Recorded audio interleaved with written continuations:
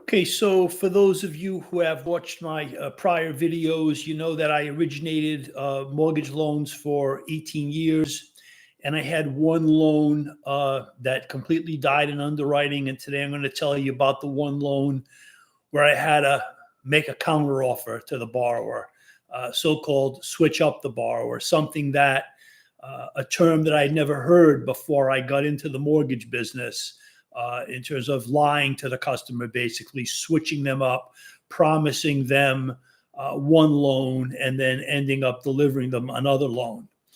So in this particular situation, an attorney referred me a couple, and their house had just been foreclosed upon.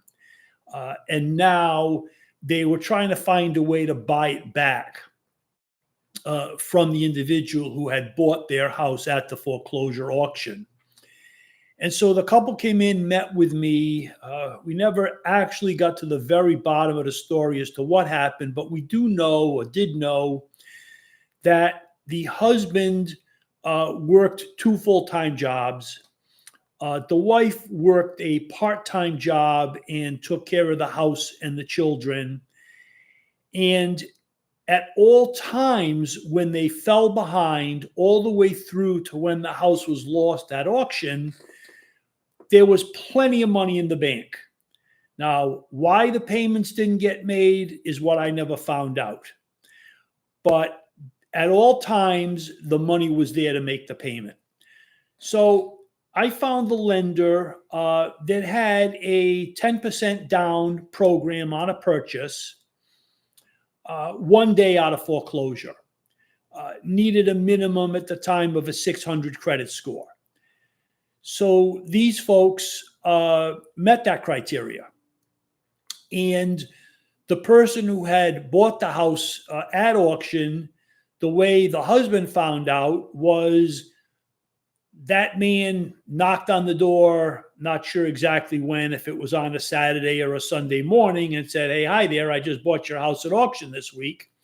So that was the first he found out about it.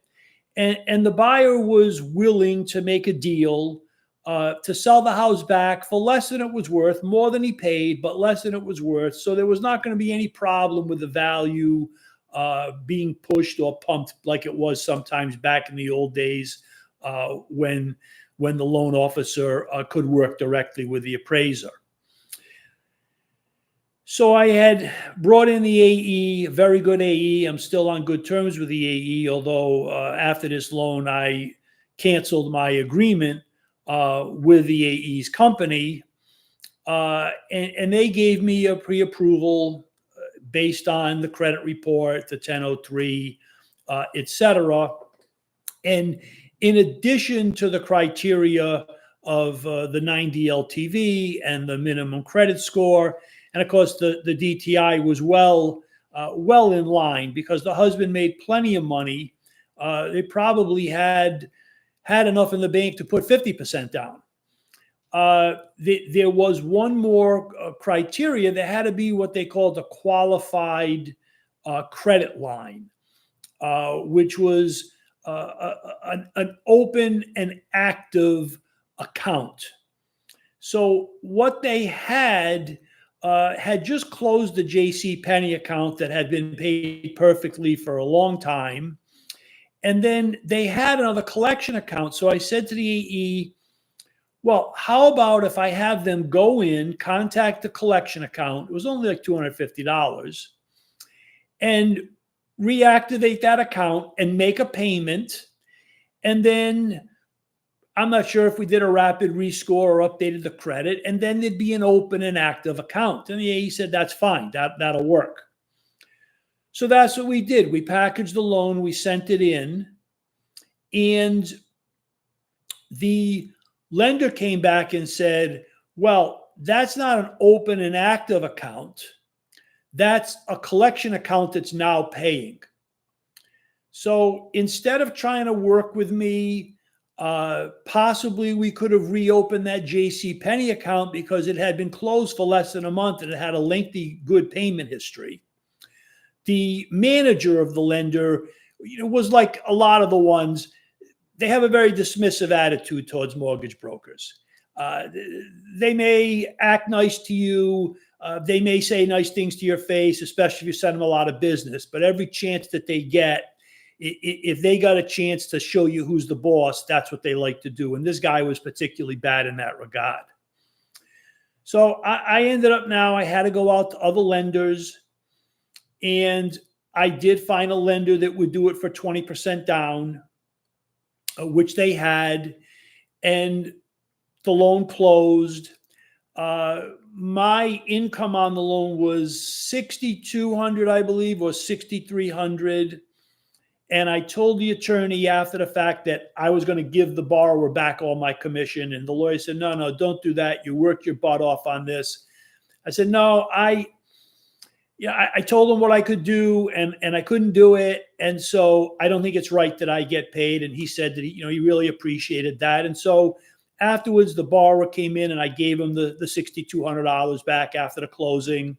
And they did come back to me when it was time to refi. I made some of that money back. But again, it helped with repeated referral business when they know you're an honorable person. It certainly helps that if you make a mistake, you own up to it and don't come into this normal switch up where you just, I know it's tougher now, but you can make a counter offer. You can cancel the loan and redo a new one.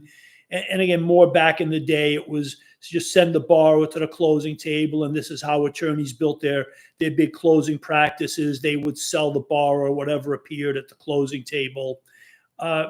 So the lesson here, though, for the newer MLO is whenever possible, always have two valid wholesale lender approvals. You can virtually almost never count on a lender, even if it's a really good lender, a really good AE, to not have an occasional slip up. Now, that was the only slip up that AE ever had with me. And if her manager hadn't been such a jerk, I still would have continued on with the company, even though I ended up canceling by the way he acted. So always have a second backup ready. If for some reason you don't, which was the one loan that I had in a prior video I mentioned fell apart, I told everybody up front I had nowhere else to go.